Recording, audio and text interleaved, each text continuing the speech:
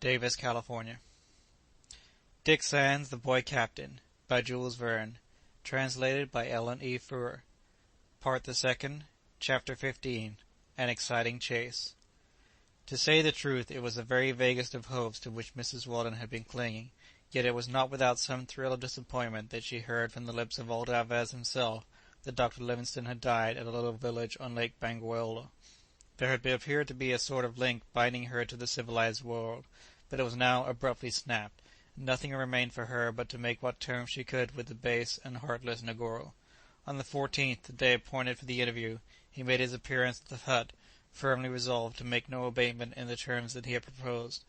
Mrs. Weldon, on her part, being equally determined not to yield to the demand. "There is only one condition," she avowed, "upon which I will acquiesce. My husband shall not be required to come up the country here." Negoro hesitated. At length he said that he would agree to her husband being taken by ship to Mossamedes, a small port in the south of Angola, much frequented by slavers, whither also, at a date hereafter to be fixed, Alvarez should send herself with Jack and Benedict. The stipulation was confirmed that the ransom should be $100,000, and it was further made part of the contract that Negoro should be allowed to depart as an honest man. Mrs. Weldon felt she had gained an important point in thus sparing her husband the necessity of a journey to Kazonde, and had no apprehensions about herself on her way to Mossamedes, knowing that it was to the interest of Alvez and Negoro alike to attend carefully to her wants. Upon the terms of the covenant being thus arranged, Mrs. Weldon wrote such a letter to her husband as she knew would bring him with all speed to Mossamedes, but she left it entirely to Negoro to represent himself in whatever light he chose. Once in possession of the document, Negoro lost no time in starting on his errand. The very next morning, taking with him about 20 negroes, he set off towards the north, alleging to Alvez as his motive for taking that direction that he was not only going to embark somewhere at the mouth of the Congo, but that he was anxious to keep as far as possible from the prison houses of the Portuguese, with which already he had been involuntarily only too familiar. After his departure, Mrs. Weldon resolved to make the best of her period for imprisonment, aware that it could hardly be less than 4 months before he would return. She had no desire to go beyond the precincts assigned her, even had the privilege been allowed her, but warned by Negoro that Hercules was still free, and might at any time attempt a rescue, Alvez had no thought of permitting her any unnecessary liberty. Her life therefore soon resumed its previous monotony. The daily routine went on within the enclosure pretty much as in other parts of the town, the women all being employed in various labours for the benefit of their husbands and masters. The rice was pounded with wooden pestles, the maize was peeled and winnowed, previously to extracting the granular substance for the drink which they call mtele. The sorghum had to be gathered in, the season of its ripening being marked by festive observances. There was a fragrant oil, to be expressed from a kind of olive named the umpafu. The cotton had to be spun on spindles, which were hardly less than 1.5 feet in length. There was the bark of trees to be woven into textures for wearing. The manioc had to be dug up, and the cassava procured from its roots. Besides all this, there was the preparation of the soil for its future plantings, the usual productions of the country being the moritsane beans, grown in pods 15 inches long upon stems 20 feet high, the arachides, for which they procure a serviceable oil, the chilobe pea, the blossoms of which are used to give a flavour to the insipid sorghum, the cucumbers, of which the seeds are roasted on as chestnuts, as well as the common crops of coffee, sugar, onions, guavas, and sesame. To the woman's lot, too, falls the manipulation of all the fermented drinks, the malafu, made from bananas, the pombe, and various other liquors. Nor should the care of the domestic animals be forgotten. The cows that would not allow themselves to be milked unless they can see their calf, or a stuffed representative of it, the short-horned heifers that not unfrequently have a hump, the goats that, like slaves, form part of the currency of the country, the pigs, the sheep, and the poultry. The men, meanwhile, smoke their hemp or tobacco, hunt buffaloes or elephants, or are hired by the dealers to join in the slave raids. The harvest of slaves, in fact, being a thing of as regular and periodic recurrence as the ingathering of the maize. In her daily strolls, Mrs. Weldon would occasionally pause to watch the women, but they only responded to her notice by a long stare or by a hideous grimace. A kind of natural instinct made them hate a white skin, and they had no spark of commiseration for the stranger who had been brought among them. Halima, however, was a marked exception. She grew more and more devoted to her mistress, and by degrees the two became able to exchange many sentences in the native dialect. Jack generally accompanied his mother. Naturally enough, he longed to get outside the enclosure, but still he found considerable amusement in watching the birds that built in a huge baobab that grew within. There were the marabous, making their nests with twigs. There were scarlet-throated suimangas, with nests like weaver birds, widow birds that helped themselves liberally to the thatch of the huts, calaos with their tuneful song, grey parrots with bright red tails, called roofs by the Manyuema, who apply the same name to the reigning chiefs, and insect-eating drongos, like grey linnets with large red beaks. Hundreds of butterflies flitted about, especially in the neighbourhood of the brooks, but these were more to the taste of Cousin Benedict than of little Jack. Over and over again the child expressed his regret that he could not see over the walls, and more than ever he seemed to miss his friend Dick, who had taught him to climb a mast, and who was sure would have fine fun with him in the branches of the trees, which were growing sometimes to the height of 100 feet. So long as the supply of insects did not fail, Benedict would have been contented to stay on without a murmur in his present quarters. True, without his glasses he worked at a disadvantage, but he had had the good fortune to discover a minute bee that forms its cells in the holes of worm-eaten wood, and a sphex that practices the craft of the cuckoo, and deposits its eggs in an abode not prepared by itself. Mosquitoes abounded in swarms, and the worthy naturalist was so covered by their stings as to be hardly recognizable.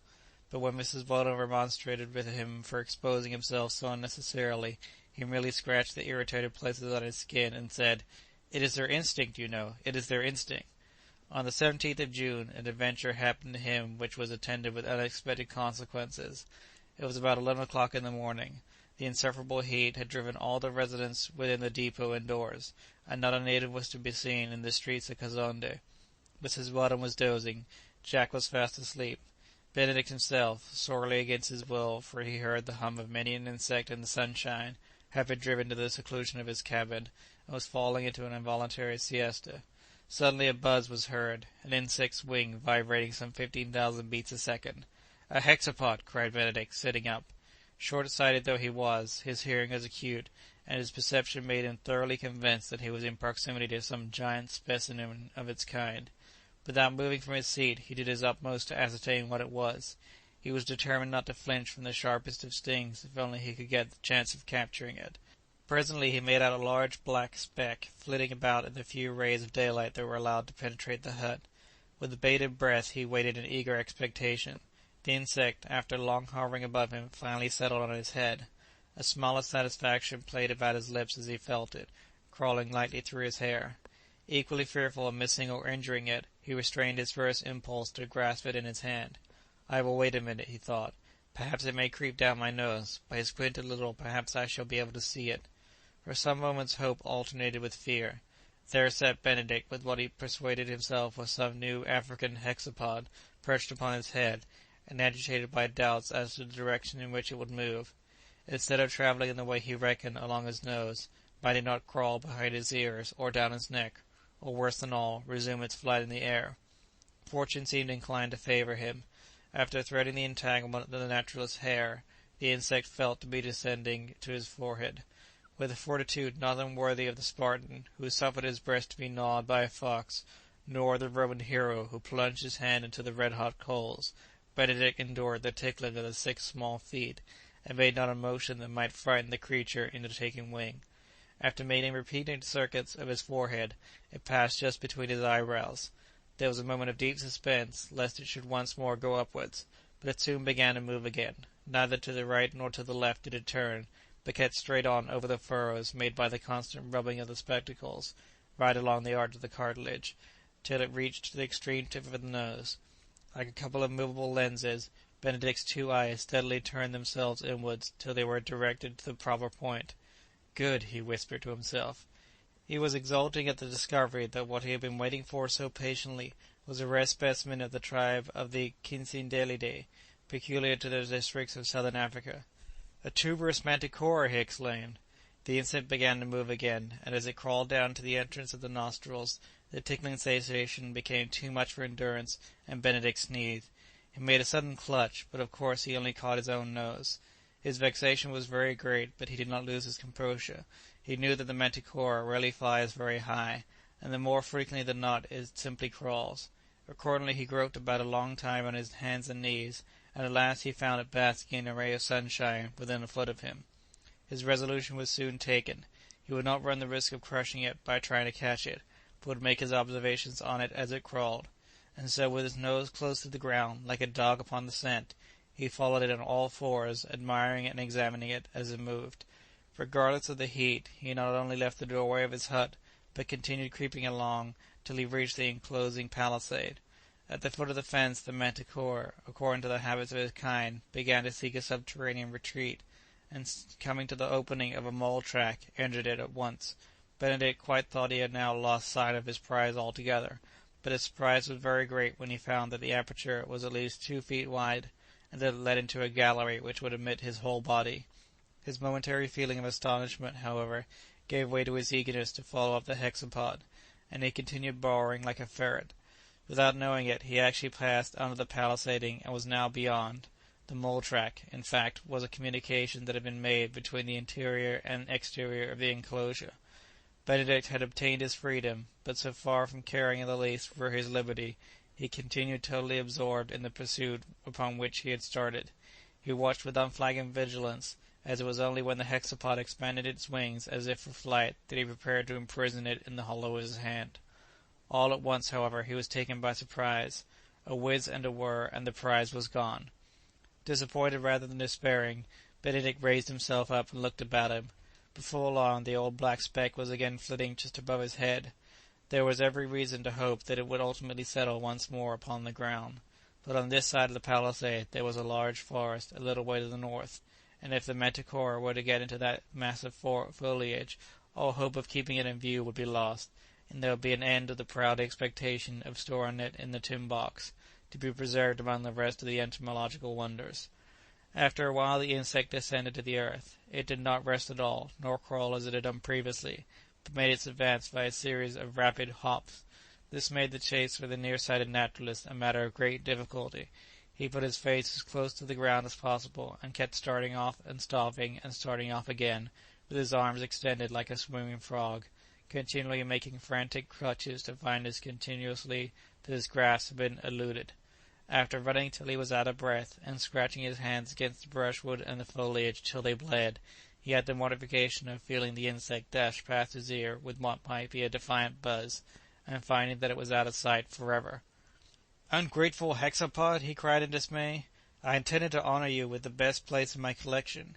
He knew not what to do, and could not reconcile himself to the loss. He reproached himself for not having secured the manticore at the first. He gazed at the forest, till he persuaded himself he could see the coveted insect in the distance, and seized with a frantic impulse, exclaimed, "I will have you yet!" He did not even yet realize the fact that he had gained his liberty, but heedless of everything except his own burning disappointment, and at the risk of being attacked by natives or beset by wild beasts, he was just on the very point of dashing into the heart of the wood, when suddenly a giant form confronted him. As suddenly a giant had seized him by the nape of the neck, and lifting him up, carried him off with apparently as little exertion as he could himself have carried off his hexapod. For that day at least, Cousin Benedict had lost his chance of being the happiest of entomologists. End of Part the Second, Chapter 15. Recording by Alex E. Talander, Davis, California. www.alexetalander.com